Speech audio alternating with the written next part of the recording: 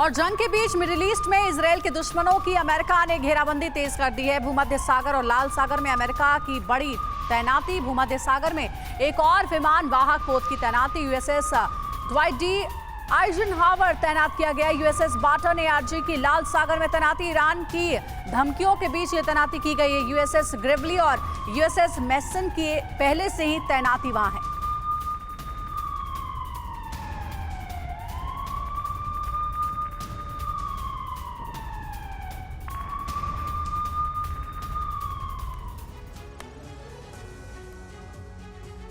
तो आप देखिए किस तरह से जो अमेरिका है उसने बाहुबली की तैनाती कर दी है।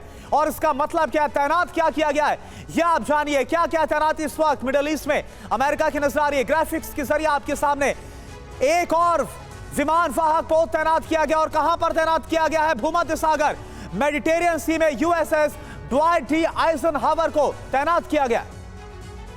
और साथ ही USS Dwight D Eisenhower control operation centre की तरह काम करता है। इसके बारे में खासियत आपको बता दें, जानकारियां इकट्ठा करने में बेहद कारगर है। प्लेन लॉन्च करना, रिकवर करने में काफी सक्षम है। मिसाइल हमले से बचाने में यह काम आता है। और अब आ रही है मल्टी रोल F-18 की। फाइटर जेट्स भी तैनात वहां पर किए गए हैं जो कि मल्टी रोल F-18 बताए जाते हैं। तो देखिए, हम एक्सपर्ट से भी समझेंगे और तस्वीरें भी लगातार आपको दिखाएंगे कि कैसे भूमध्य सागर में अमेरिकी तैनाती की गई है।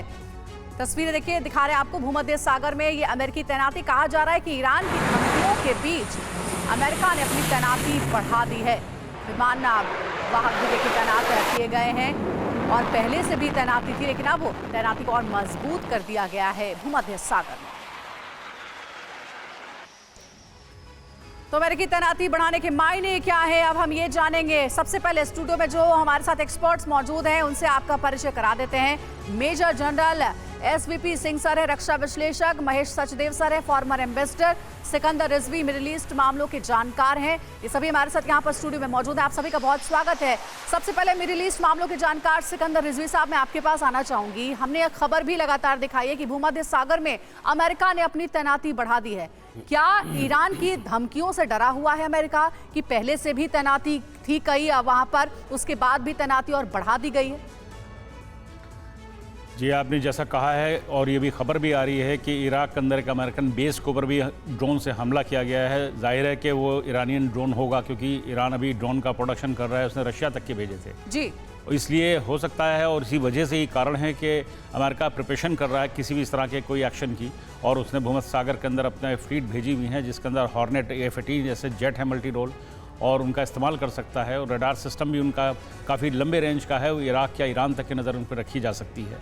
और ये जो डेवलपमेंट है ये आने वाले समय के लिए बता रहा है कि युद्ध बढ़ सकता है, क्योंकि जो एक्टिविटीज़ चल रही मिडिल ईस्ट के अंदर, जिसमें अभी टर्की के भी बयान आ चुके हैं। टर्की भी जो है वो भी इसी तरह के बयान दे रहा है। वो सारे जितने भी स्टेट्स हैं, अरब स्टेट कह लीजिए या मुस्लिम स्टेट कह लीजिए, वो सारे इकट्ठा हो गए हैं इसराइल के ख़िलाफ़। कि इसराइल ने जो वहाँ पर हमले करे हैं, जिसमें गाज़ा पट्टी में काफ़ी मौतें हुई हैं, इसी तरह इसराइल में काफ़ी मौतें हुई हैं।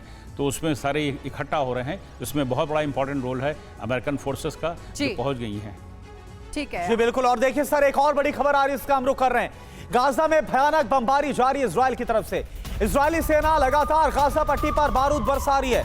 इजराइल के नए हमले का वीडियो भी सामने आई है। देखिए गाजा पट्टी पर किस तरह से बारूद बरस रहा है। 1 2 3 4 जगह से आप धुएं का जो गुबार है, बारूद का जो धुआं है, वो आसमान की तरफ जो उठता हुआ देख रहे हैं। और इसके साथ साथ ये हमले और ज्यादा इंटेंसिफाई होते हुए, बढ़ते हुए आपको नजर आ रहे हैं। ये तस्वीरें इस बात की तस्दीक कर रही है, इस बात का सबूत कि इस वक्त इजरायली डिफेंस फोर्स की तरफ से कितना बड़ा ऑपरेशन गाजा पट्टी पर छेड़ा गया है।